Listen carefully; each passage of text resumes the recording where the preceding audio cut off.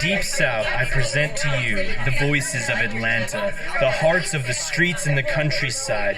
For your listening pleasure, Gabe Moses. To someone I'm hard to deal with, I don't want to be a thing to be dealt with. Hillary Kobernick. You can be a firework. I'll be a fucking woman. John Alexander Watford Scott. So every time I speak, you can hear my hometown hollering. Shyla Hardwick. Wishing that my mother would never let me go, making her drag me as proof that she never would. Stephanie Morey. Interphase. We turn off the machine and she moves towards a pole opposite us. These who have been set apart by the movements of their pens. These whose lungs breathe life from their mouths to your ears. These who put their lives to paper and ignite it, an offering to you. I give you the 2013 Artemux Slam Team. Hear, listen, receive, and enjoy.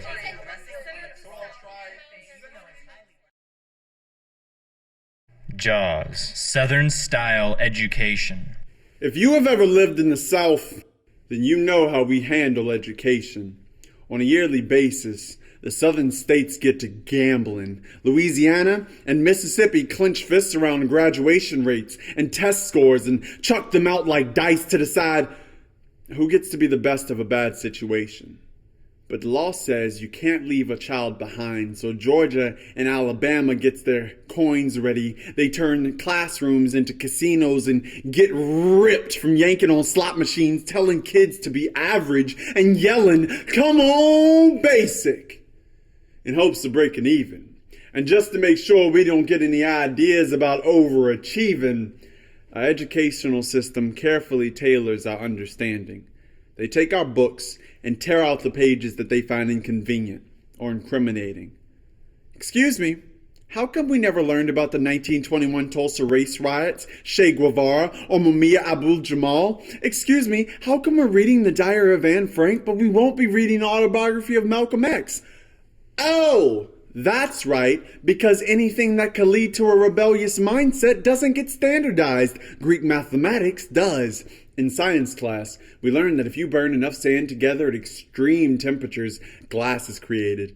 In the United States government, there is fear that enlightened teachers are bound to become arsonists. In public schools where classrooms are overflowing with grains of sand that twisting truth into our cerebral cortexes might set us ablaze with awareness, and we might form glass shards that no longer fall through the cracks. Knowledge is dangerous. So we spend more money on advertisement than propelling our people towards purpose. My father desperately wants to share his knowledge with young students who haven't been introduced to the deleted scenes and outtakes of American history. Unfortunately, he has a family, and the average teacher makes less money per year than his job as a cable salesman. So he continues to push people onto couches with standardized cable packages packed with propaganda, but he doesn't come home feeling fulfilled. There's too many questions left blank in the minds of students he might have taught. Where I come from, you gotta have a strong mind or a strong back. My dad taught me that. He was raised here. He knows that Baton Rouge ain't a place to follow your dreams. If the school system sucker punched your shot at success, you put on a uniform and go work at the plant. We barely got time to breathe round here. What in this city makes you think anybody has time to teach you how to dream?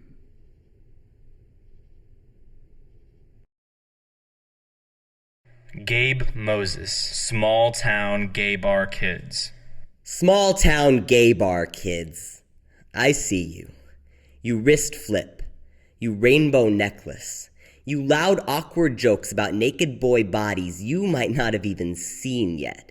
You hitching up baggy jeans, obviously. So everyone sees you boxers instead of panties, you freshly stubbled legs, you sisters styling products, you shaved heads for everyone. You my first pride parade mid-1990s, throwing fistfuls of glitter at the Bible-waving protesters, flashing multicolored condoms that would grow brittle in our wallets before we got past terrified, fumbling kisses. You terrified, fumbling kisses. You mid-1990s. Forever. I cringe. I escape. I big city streets. I court papers banishing my birth name to basement filing cabinets. I new birth certificate with blue borders. I boring life you sneer and spit at. I chasing straight girls who dream of houses and babies. I dream of houses and babies. You embarrass me. You fake IDs with names that might no longer feel like home to pick locks into rooms that do. You only gay bar in Valdosta, Georgia. Windows painted black. Entrance in the alley. You bomb in the basement one time. You dancing like kids under Cold War desks. You beer bottles. You fists. You... Fuck it. You catcalls. You swinging off front porches, taunting the lions. You pride, when it's the only thing you've got. I... shame. I... escape. I big city streets. I forget how hard you have to fight sometimes just to tell the world you exist. Stephanie Morey, cockeyed optimist. I used to believe in dandelion wheat. I believed that if I could just sow enough of it, I could end world hunger from my backyard. So they call me a cockeyed optimist. Immature and incurably green. Some girls wanted to grow up and be Wonder Woman, some Barbie. I wanted to grow up and be Nellie Forbush. She was Arkansas Hick turned Folly's bombshell while bombs fell on American soil. She took temperatures from soldiers' asses by day and got drunk off champagne and French songs by night. She was muddy feet, high-kicking on capsized boat. She was 101 pounds of fun. Her brand of revolutionary was dancing around in high-waisted shorts and bikini tops, singing about being unabashedly in love. I was unabashedly in love with those bikini tops and shorts. They were revolutionary. She made me believe that when the sky was a bright canary yellow, I could forget every cloud I've ever seen. I wanted to live in the world Nellie lived in. What can I say? She made an adorable argument for ignorant bliss, for believing the world isn't falling apart, for paying attention to children, for blind faith in the good of humanity, for tossing dollar coins into guitar cases, for answering people on trains who ask you how your day is, for not believing any one of these situations will get you murdered, or raped, or arrested, or harassed, or God forbid, human. Somewhere between Showboat and the Book of Mormon, I became more cynical about everything. Nowadays, cynicism is a greater sign of intelligence than cheerfulness. So, when the sky is a bright canary yellow, I no longer believe it's just the South Pacific sun jumping into the big group dance number. Now, I hop on eBay and start bidding on the first auction for gas masks I can find, because it's smog and it's going to kill everybody. Somewhere between hospital rooms and lecture rooms, I lost hope and found fear. Fear of being a cockeyed optimist, immature and incurably green. I came to the realization that dreaming about counting ripples on the sea and singing about it will only open you up to ridicule. I want to embrace ridicule. I want to dream silly dreams daily, want to swing between them on a Broadway fly rig. 1 week I'll be an underwater archaeologist, the next a sign spinner, and I'll sing about it. But ultimately, in everything, I dream of being a cockeyed optimist. I want to be muddy feet and dandelion wheat again, because you got to have a dream. If you don't have a dream, well, how you gonna have a dream come true?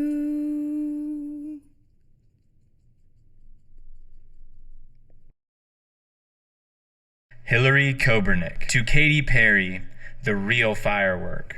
Heart to heart. Katy Perry, tell me what makes you think I am a firework. That I'm made of flame, that my blood is gasoline and not vital fluid. Do I look explosive around the edges? Like a spark, ignited by a fuse of insecurity, one-hit wonder of vodka in the night sky, all California shine in plastic. You say that the cure for a bad day is to put the prettiest version of yourself on display. Since when did self-esteem go boom, boom, boom, go shooting across the sky to proclaim fuck you to the whole galaxy? Could we be a little more self-absorbed? When I'm at my best, I'm not trying to outshine anyone. And another thing, the next time you give me an ego boost, don't call me baby like I draw courage from a diminutive version of myself. I'm a grown-ass woman with grown-ass breasts, and I may not wear sex as well as you do, but I do not need your double platinum affirmation. The way you strut like look at me, like you are not the reason girls feel like a waste of space because you are the one who makes the boys go, oh, oh, oh, the double standard of affirming that we are almost as good as you are.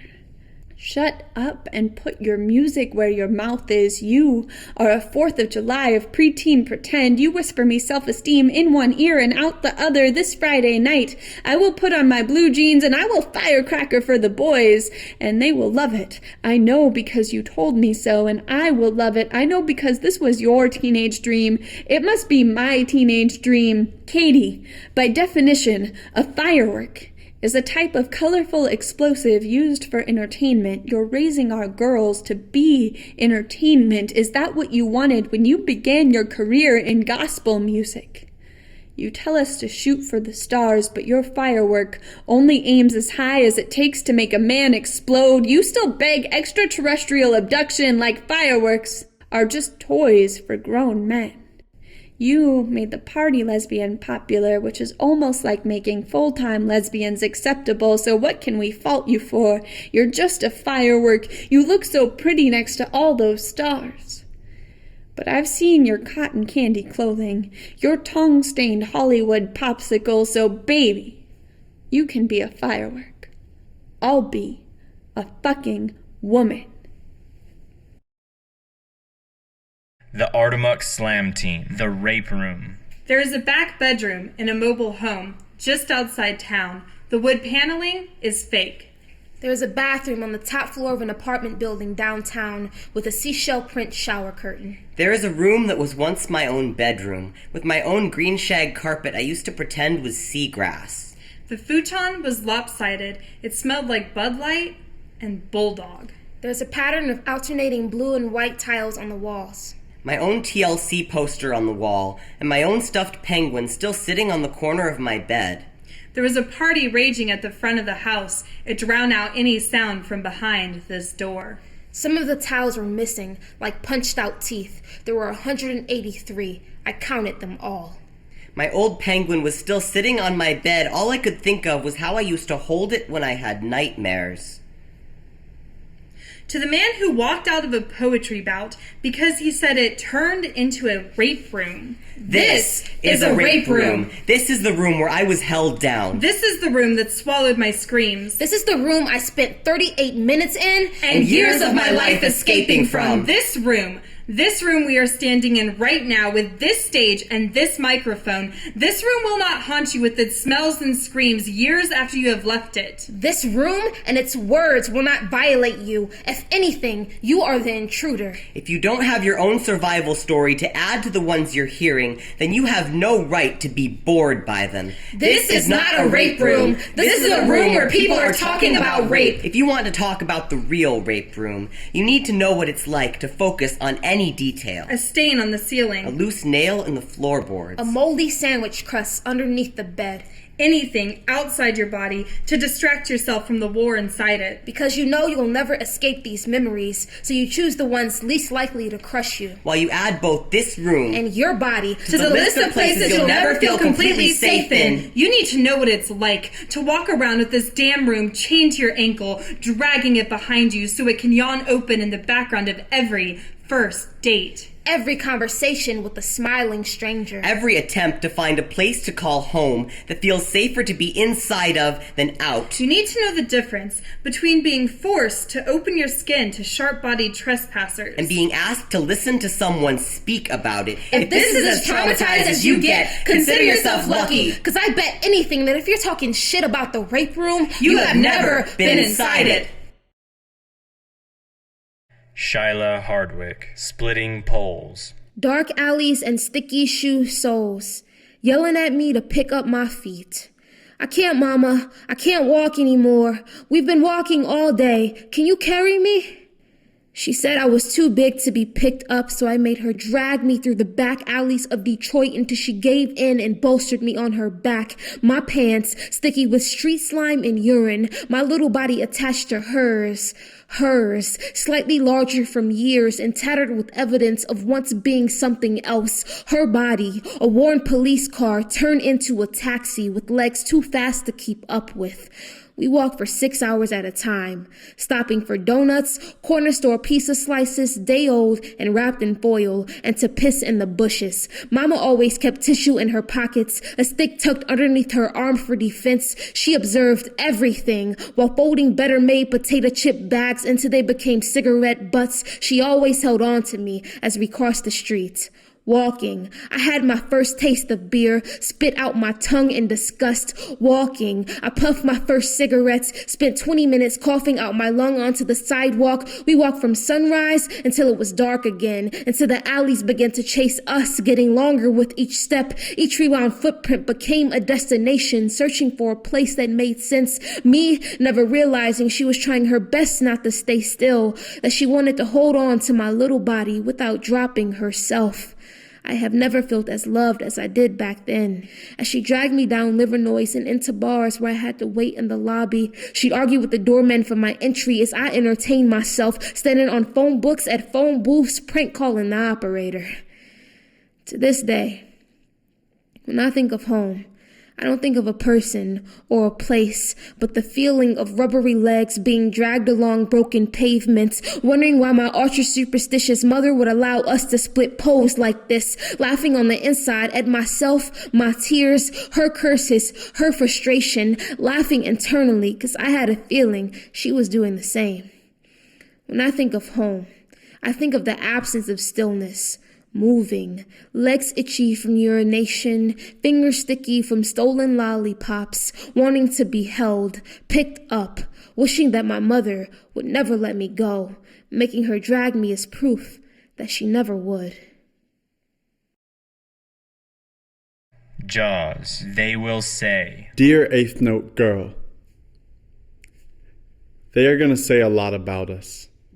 They will say I'm too young, too indecisive, too question mark. You are a heartfelt exclamation point.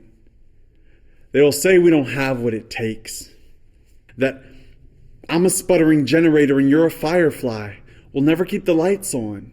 They will say I'm too running over volcano and you are so mountain. Obviously, they only ever saw you sleeping. Never experienced your passion. I mean, I talk like a romance novel, but you cuss like a sailor when it comes to opinions and ideas.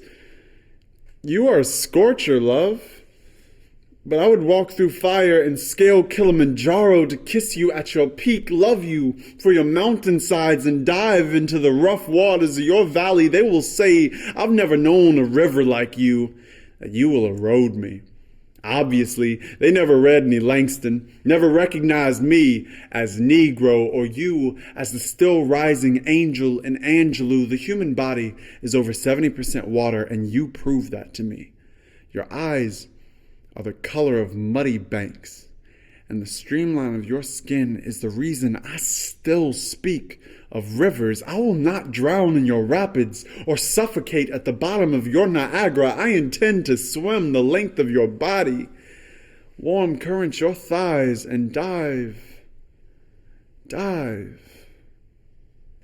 You are the first one to trap springtime in my chest, to make this squeaky door heart bloom like the middle of May. Your smile must be crescent moon, makes me tidal wave. You live life on purpose. Still, they will say, you aren't right for me. I'll tell them they're finally onto something. You are ambidextrous And my ribs are piano keys that you play perfectly. Keep touching me. I know the organ in your chest is a master of staccato eighth notes, so play. Let your lungs speak and the pipes play for the people who say, I don't listen to the way it sounds when you use the best instrument in your body. Play, hold me like saxophone, kiss me like clarinet, touch me like trumpet, play. Let us resound through this room, let us boom, let them see that we are symphony orchestra and a brass band that can stand and harmonize perfectly. Make them give us an ovation.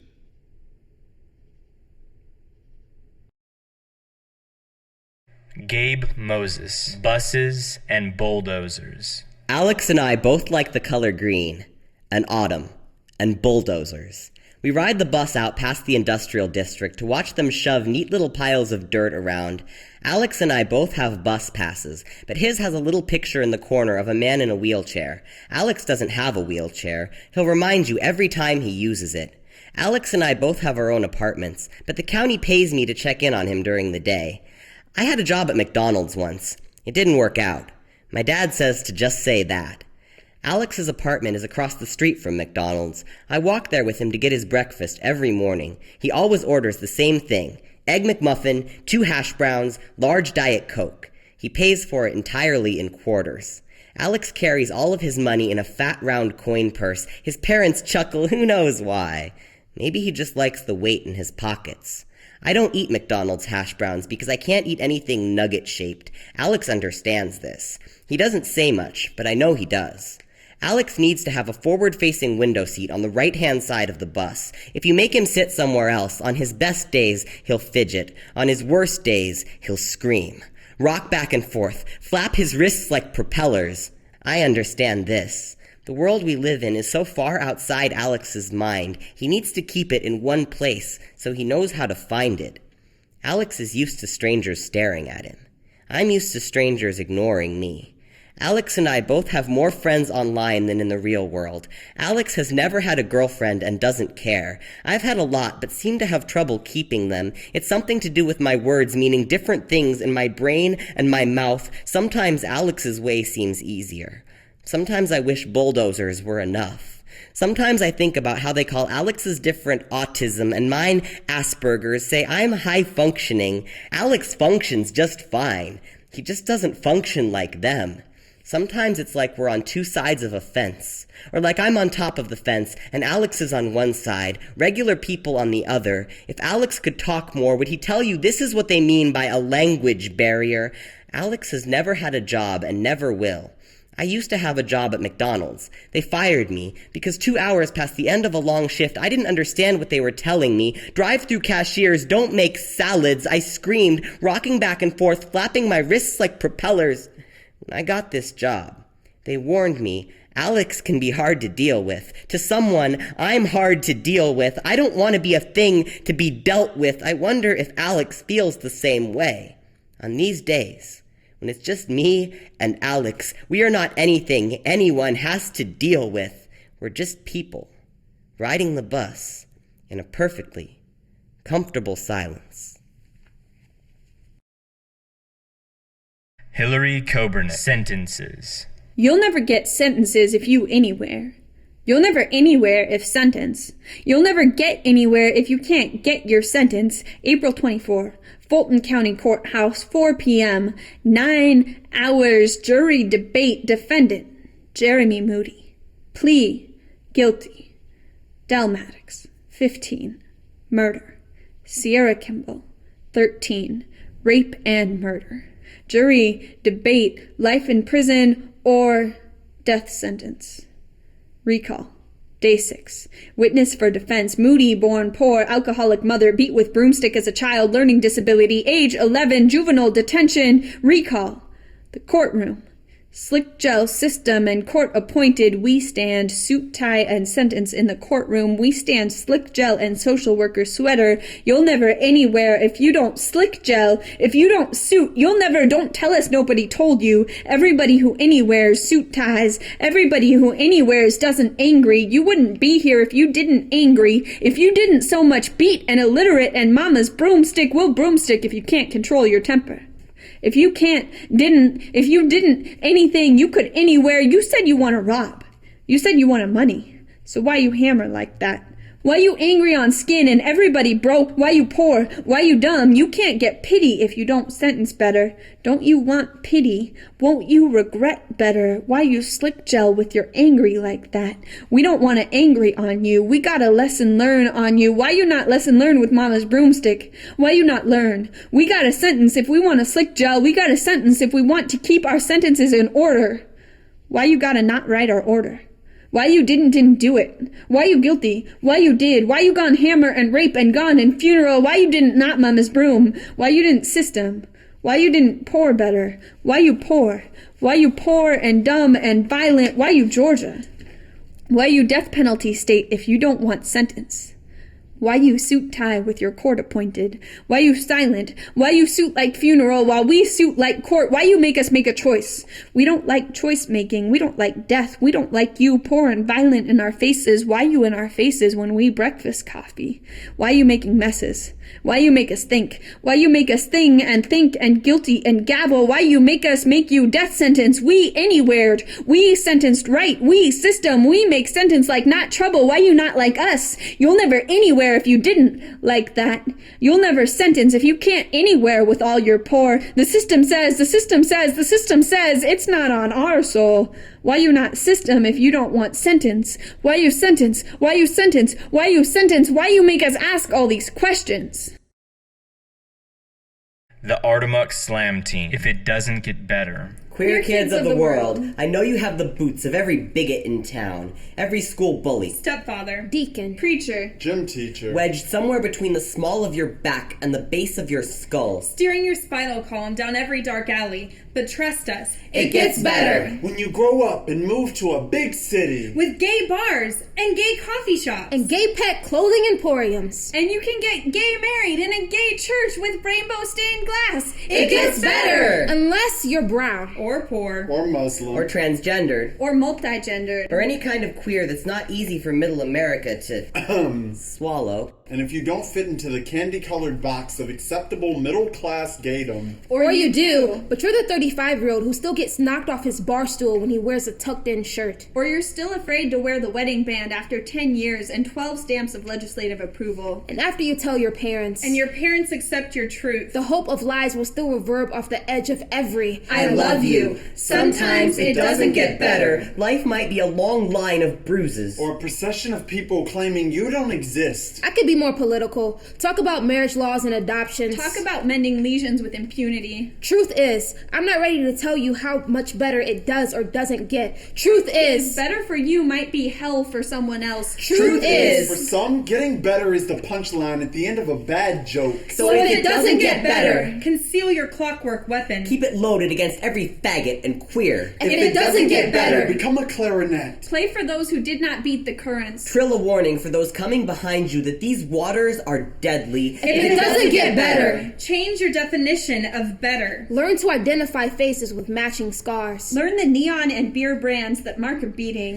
If it doesn't get better, Build your backbone into a ladder. Give your soul something to climb. pluck the nails from your palms. They never did anyone any good there. If it doesn't get better, Become a weapon. Become bullet and spike. Become a sharp edge against the world. Learn how to keep your soft spots. This is a weapon to staying soft. Stay soft. Become a watch face. Watch them watching your face Do not be afraid to stay in hiding. until it gets better. If it doesn't get better, Become fist. become tooth. become anything that keeps you alive. Find God in the Buddhist temple. Or the synagogue. Or the gay bar. Find God. Find hope. Find a prayer. Dear God. my hands are empty. Palms up. I'm not Giving up. Or over. Or in. This is all that I have. All that I mean. Truth is, it doesn't get better till it stops. So when it doesn't get better, Kick and claw and scratch and tear and gnaw. Collect your gunpowder. tuck it into your corset. Your strap on. your butch pocket. Wait for a strong wind to carry you a match. Strike it against whatever shaped chest you have. And light your own way out. Gabe Moses. Ballistics Lesson No. 1. The first time you find a bullet on the sidewalk, you are surprised at how small it is. How the end isn't even really sharp. You throw it at your friend from down the street, and you are surprised, but mostly relieved, when it doesn't kill him. It bounces off the marshmallow sleeve of his jacket like nothing. You can't figure out how this is what killed your cousin, how this dull little piece of metal could sever spine and shatter skull, how a life could snag on the edges of something so smooth against your palm and be torn from a body. Might as well be a bottle cap, you think? Might as well be a pebble. As you open your fingers and let it fall to the pavement. The Artemuk Slam Team. Infinite possibilities. There is an infinite universe of possibility between the time I text you and the time you text back. Maybe your phone is buzzing away inside the door of your car where you always leave it. Or maybe you forgot to charge your phone. Again. Perhaps you were napping. Or out to lunch with your wonderful mother. Maybe you're at the movies and you actually turn your phone off instead of just putting it on vibrate. Like normal people. Or maybe the zombie apocalypse just started in your corner of the world and I need to get prepared. Should I get a shotgun or a sword? So I text you again. Where would I get a shotgun or a sword? When you still don't respond, I automatically assume you just met the doctor and you've been whisked away to explore space and time with a madman in a box. Or maybe your house is being demolished to make way for an interplanetary bypass and you just had to grab your towel and run. Or maybe you just got your dream job interview, so you're on a plane right now and you can't talk. Or maybe you're at work and you can't check your messages until your lunch break. So I text you again on your lunch break. And when you still don't answer, I think maybe the hospital where you work spontaneously caught on fire and you missed your lunch break because you were single-handedly carrying every single patient outside because for all your communicative inconsistencies, you always did have a good heart. So I text you again when you're scheduled off. And when you once again do not text back, I figure the news crews are still interviewing you about your feat of heroism. I know these may seem like absurd conclusions to jump to, but leaping into the imagination clouds is sometimes better than falling into the bottomless pit in my mind of things that might have gone wrong. I mean, I'm worried about you. What if Voldemort found you? Or you put on the one ring to rule them all. You might have just met Idris Elba, gotten his number, and decided that the skinny boy look ain't gonna cut it anymore. Maybe your heart stopped at the sheer panic of having to be honest with me. My last text message was a question. And your silence might mean you decided not texting back at all would be easier. And I have to learn the hard way that you are yet another disappearing act of kindness who wants to make it easier in the end. Is it really paranoia if it's happened before? Maybe you have no idea how torturous this uncertainty is for me. Maybe I've been trying so hard to make my messages sound carefree and nonchalant that you actually believe I am, in which case I'm tempted to text, "Have you ever met me?" Have you forgotten the tightly wound bundle of intents that made you fall for me in the first place? I want to text, "Fuck all this pretend casual, don't want to be vulnerable bullshit. I love you, and I'm not willing to admit that I've lost you until I've tried everything." I understand that it's not always so serious, that there's probably a good reason you haven't texted back yet. I'm sorry if I'm pestering you. It's just that you're my favorite person to talk to, and all the things I want to say to you will never fit into 160 characters. I'm going to stop texting you now. But if you just found out you're a wizard... Here's my address. I'll be expecting your owl. Stephanie Mori. Interphase. Prophase, metaphase, anaphase, and telophase. These are the phases of mitosis. Not a romantic notion, just cold, hard science. And I wish my mom had been a biology teacher. Wish she had found her bliss at the end of a scalpel dissecting fetal pigs, instead of the end of a pen dissecting her own life. See, scientists are neat. They pick up after themselves. Writers, we're messy. We leave pieces of ourselves everywhere. She left pieces of herself everywhere, in journals, in old calendars, in the headers of Reader's Digest, and I wish I were a better biology student, could culture all the healthy pieces of her DNA, leave the cancer out, recreate perfect double helixes, and bring her back again, whole. Prophase, the chromosomes shorten, coil, and become distinct. Metaphase, they align along the center of the cell. Anaphase, they move towards opposite poles. Telophase, the nuclear envelope forms over each cell until cytokinesis. The two cells are complete and separate. But there's a step before prophase, not included in the group. It's only the living part of the cell's life. But living isn't as significant as division, so we forget about it. There are days I forget my mom was alive because her death was so significant.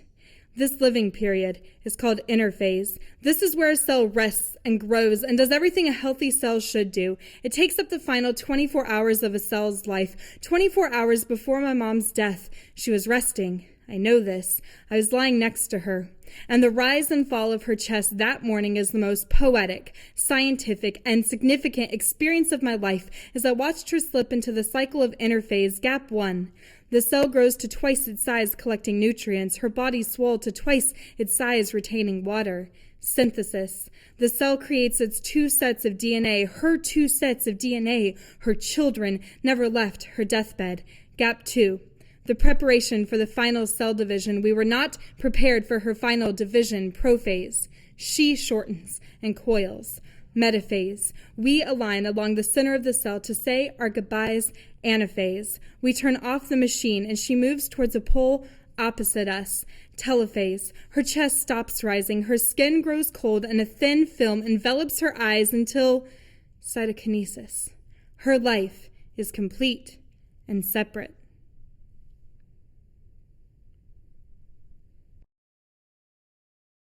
Shyla Hardwick, Love Letter. This is a love letter to you, who wanted to multiply but ended up divided inside, who wanted to add to what was subtracted from your life but always seemed to end up in the negative, to you, who never had anyone to account for your plus ones, to anyone who knows what it's like to be 5 steps behind the end of the line, to anyone who was ever 2-stepped in a 2-bedroom apartment on the 2nd floor of a second-rate complex and felt the tops of broomsticks shake the soles of your shoes for dancing on the halos of angels. This is for you. This is for anyone who's ever felt like less than 0. This is for anyone who ever told you you could be anything you wanted to be. This is for anyone who ever wanted to be anything other than themselves. This is for the 15-year-old lovebirds sneaking phone conversations to the early morning and to the buses they'll miss the next day. This is for you and you. And you, the compilation of you 3 forming the silhouette of the Holy Trinity. This is for the playground bullies and the venom of their parents they feed off of. This is for the shot glasses aspiring to be bullets, taking lives behind Honda Civics, waiting for the stoplights to heaven to turn green. This is for the kid with the green backpack, the kid everyone knows yet no one knows his name. This is for the girl who just lost her father, and for the girl who never found hers. This is for the first time a curse word slipped in front of your parents. To the last piece of innocence each of us possesses in our soul, the piece that is ignorant to life beyond this world, entertaining life like a child does a dollhouse, not knowing that the substance is all plastic and that dolls aren't real. This is for the world before the internet and Kindles. It's the glory days of books and loose leaf. This is for every leaf falling to the ground at this exact moment. Enjoy your free ride in the wind. Kiss the ground for me and tell it, I'll be back soon. This is for that time I tried to multiply but ended up divided within myself, and that time I tried to add but ended up in the negative. This is for the space that I took back in the divinity of deletion. This is a love letter to life. Know that I love you because I am living, and know that I will love you as long as life allows the living to love, and if it doesn't, I will long to love you some more.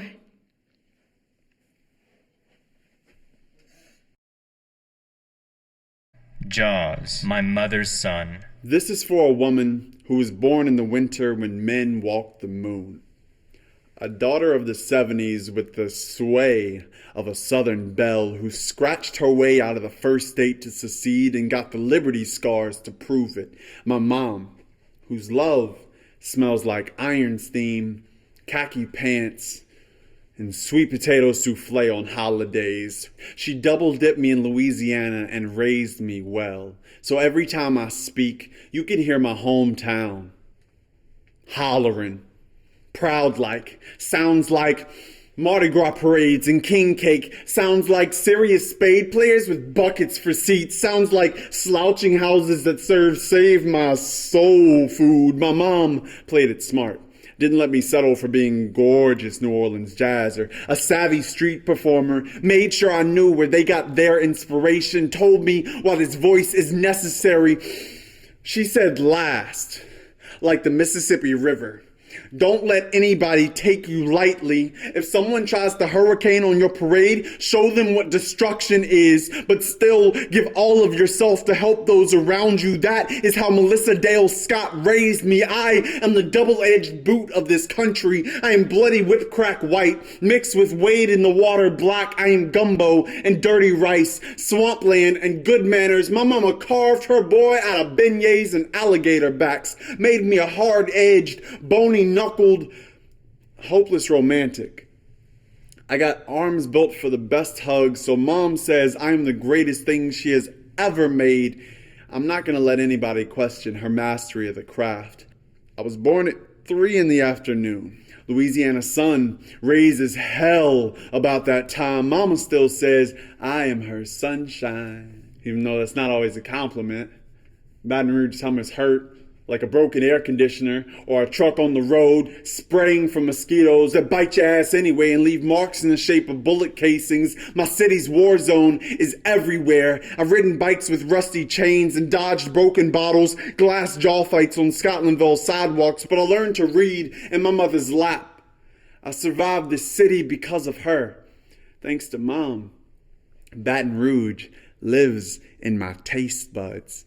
Good morning, and yes, ma'am, sit on the roof of my mouth, hanging Christmas lights around my smile.